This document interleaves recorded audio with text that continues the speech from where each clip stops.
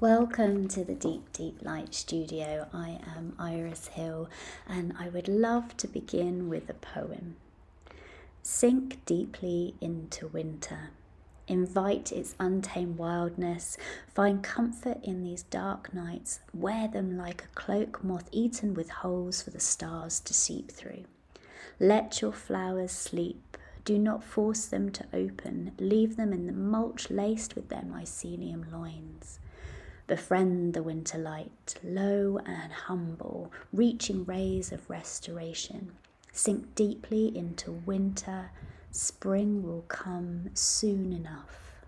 Feel all the seasons. Welcome, I am Lisa from Iris Hill. As an artist, I work under my nan's name in tribute to her.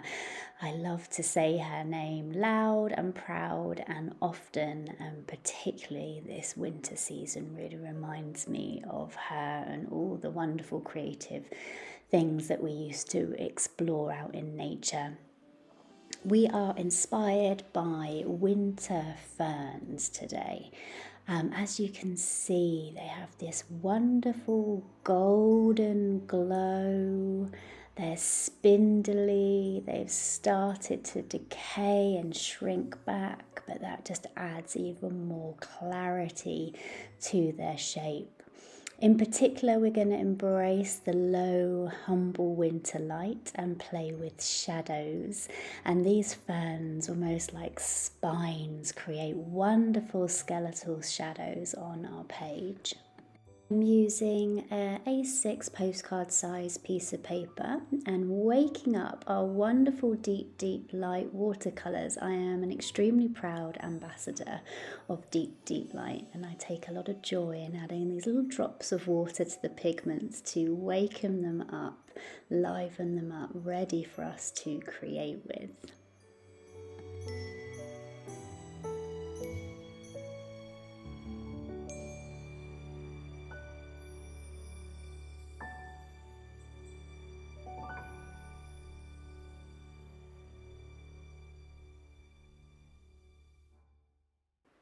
Adding a watery puddle to our page, I'm going to drop some pigment into it so that I can start to see how the pigments travel through the water. A big part of my painting practice is to hand over control to the water element. This is Eternity, and it is a beautiful green part of the velvet set, and for me this is a real true colour that I see reflected out in nature, and it has these wonderful yellowy tones but then spreads out and almost has a little hint of mint to it as well. It's super smooth and one of my new favourites of the moment. This is burnt sienna, and it's a warm, rich brown orange. I use this colour often. It has a really wonderful way of lifting up other pigments and almost helping celebrate the other colours on the page.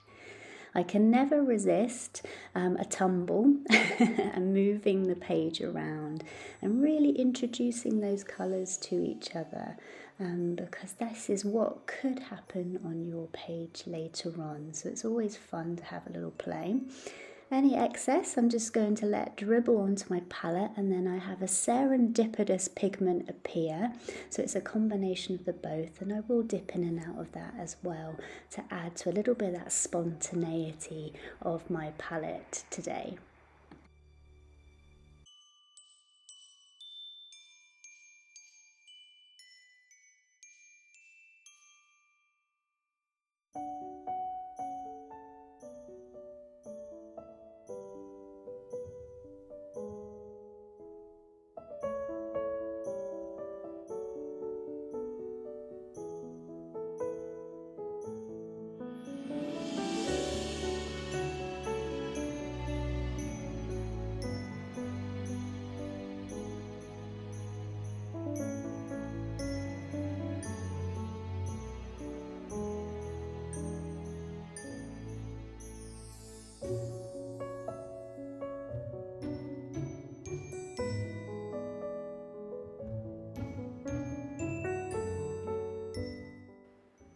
I'm going to ready my table for a larger piece of paper. This time I'm going to be working on an A4 piece of watercolor paper. You can see the a little bit of heather on the right hand side of your screen there. That's something else that I foraged out from nature on my walk this morning, casting a lovely little interesting shadow on the page.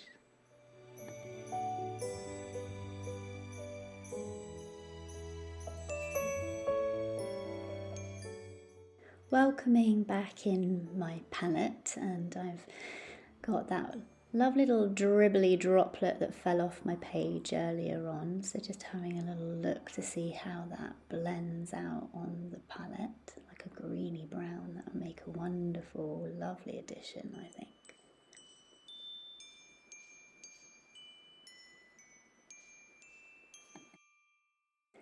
The light is perfect for our exploration in the studio today. It's super low and casting a really long, reaching, restorative shadow across the page. So playing with these ferns is going to be a lot of fun. I'm just trying to get them to sort of stay in a position so I have a hand free. So I've kind of made a random little holder out of some masking tape ring, which you can see here. And that's just going to act as my stand so that I have both hands free and ready to create, paint and play.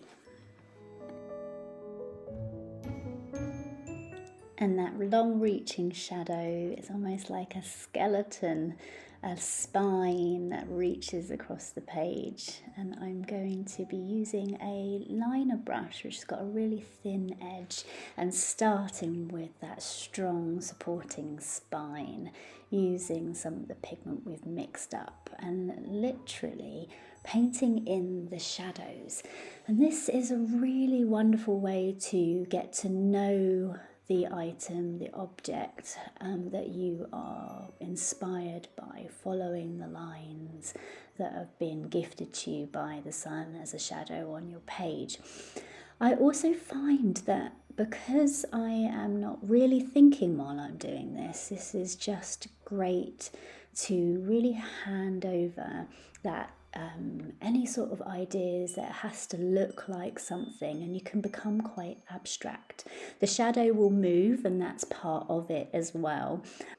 I think it's a lovely reminder as well that we are ever rotating around the sun, so we've got to allow for those little adjustments on the page. So really do allow yourself to sink into this practice. Let go of those thoughts of perfection and see where this exploration can take you.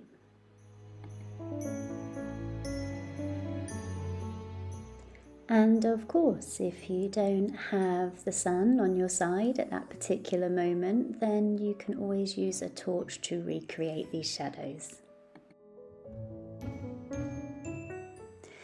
And bringing in DeepDeepLight's Mother Earth. I always feel so connected to nature when I paint with this pigment. It is a greyish green, but it's so much more than that. It feels really soulful, and I know DeepDeepLight say every batch is slightly different, which I think just makes it even more special. It's one of my absolute favourites to work with, and the colour just, it's almost like a whisper. I don't know why I feel so connected to it, but I think there's something about the steeliness of the grey and the warmth of the green in a bit of contradiction with each other just really does resonate with me.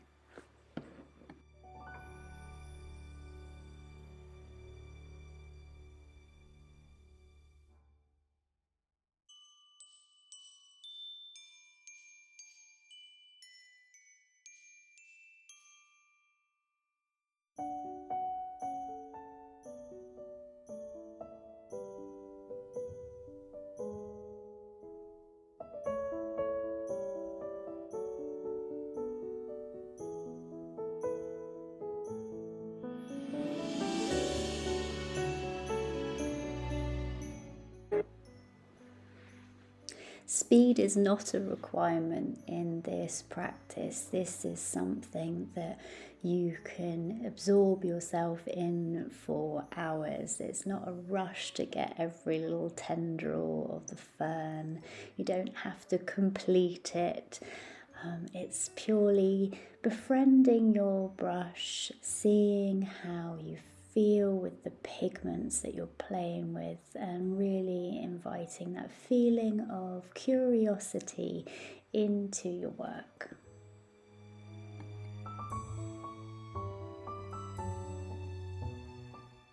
And when you're ready for a sneak peek, you can remove your object, in this case our wonderful fern, and see what shadowy, abstract, random marks have started to pitter-patter across the page.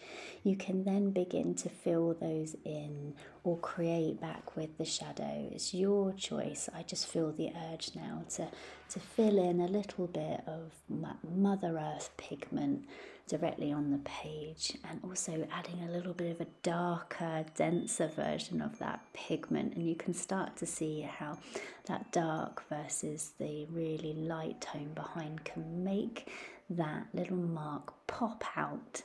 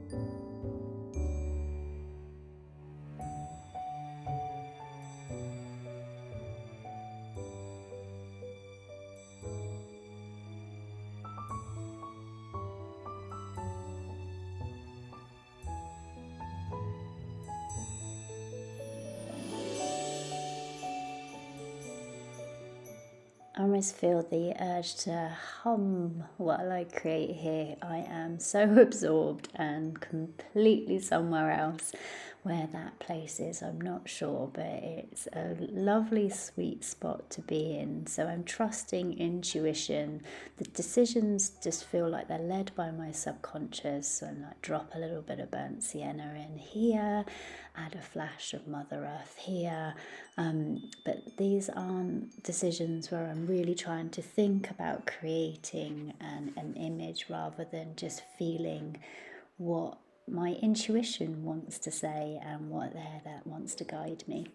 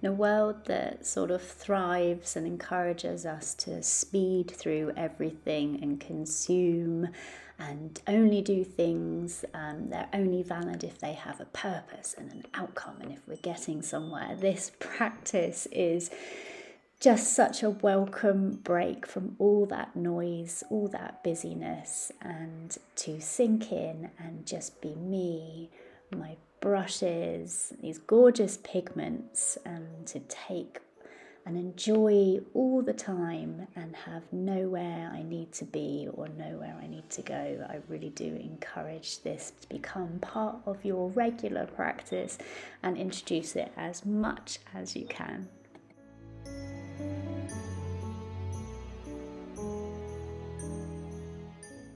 And of course have a composition of one stem, but then you could overlay more. You could add others. Here I've got a fern on its side, so the marks and the shapes are quite different. Again, it really gives you a moment to look at what you're working with and celebrate the awkward bits, the clunky bits, the uneven bits, the bits that aren't symmetrical, because the more you look into nature, the more you realize it really is a purposeful chaos of activity. Things shoot off in all directions, and we can often have in our mind that a flower looks like this, or a fern looks like this, or a leaf looks like this. And until you actually have it in front of you and feel the texture and engage all your senses, and particularly with this shadow work, then you really get to know what those shapes can really, really look like.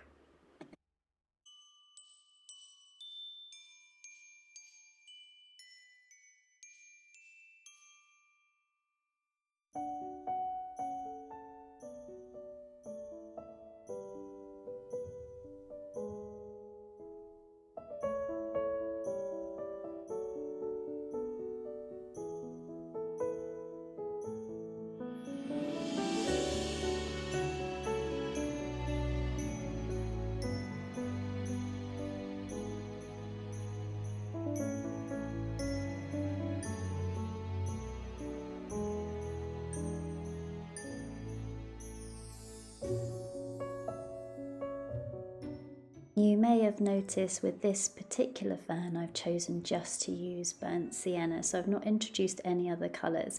So actually each individual stem being one individual colour, then you can start to see the real variation in the heaviness of the pigment, where it's darker and then it spreads out into lighter areas. This can be a really wonderful way to get to know the pigments and what they're capable of.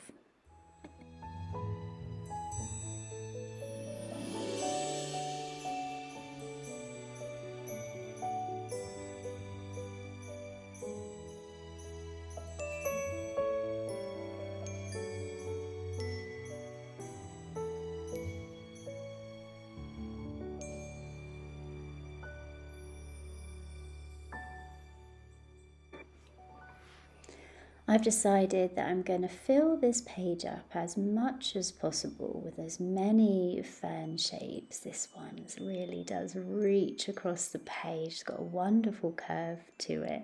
Really abstract marks that are going to pop up once we remove it from the page. So fill your page up, overlay, let things kind of interact with each other, let them work with each other, connect with each other. Fill that page up as much as you can.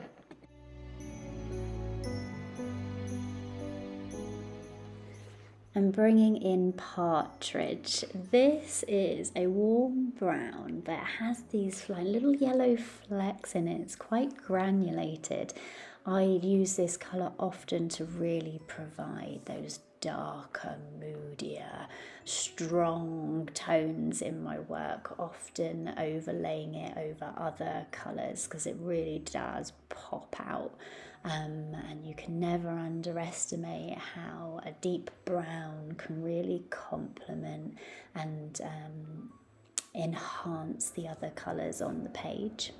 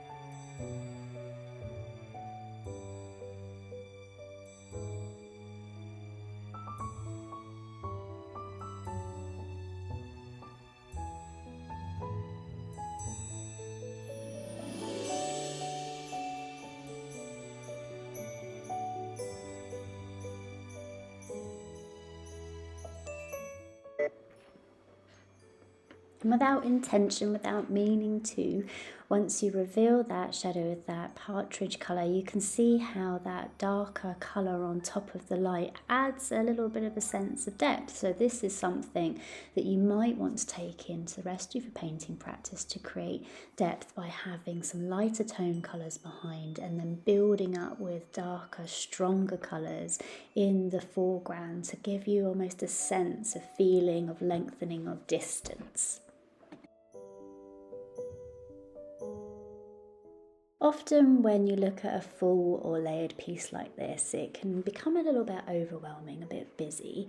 So I like to create a little triangle with my hands coming together to almost act like a frame, a little viewfinder. And I love to hover over and find little areas I think, oh, that's quite interesting, or what's happening there, and maybe the pigments are talking to each other there, what happens when they tumble together. That shape is quite interesting. And then that can lead on to this idea of cutting the pieces or chopping the pieces up into different bits. So it's dried now. As you can see, I worked on it some more. I had a lot of fun adding some little spidery layers, some extra brush marks, all working within that lovely palette of Mother Earth, Partridge, Eternity, Burnt Sienna, and letting the pigments really communicate on the page. I have a circle cutter, which I find so much fun. And thinking of that idea of the viewfinder, I'm just going to find a little area and give it a good stamp out and create a little circle. So you can obviously create any shape that you like. I just find that particular hole punch quite satisfying. And you can see how that's transformed those shapes, those patterns, those layers. And you can do anything with this circle. It can be a little notelet. I like to hole punch a little extra hole in the top and turn them into little labels or gift cards. If you don't have a hole punch, you can use the ring of a sellotape to create a little circle with pencil and then cut around it. But these make great gifts. Little labels for presents, just by adding a little bit of ribbon. And of course you can always, because I never resist, adding a little bit of gold just to give it a little flourish. You've got a little pop, a little golden highlight, just making those little notelets or tags even more special. Thank you so much for joining me at the DeepDeepLight studio and for your curiosity. A gentle reminder, if you forage from nature, only ever take from an abundant source, and where possible, where something's fallen in the wind. Be careful never to take anything that's rare or endangered. We really should leave it as we find nature, respect it, look after it, cherish it, so we can protect it for many, many, many years to come.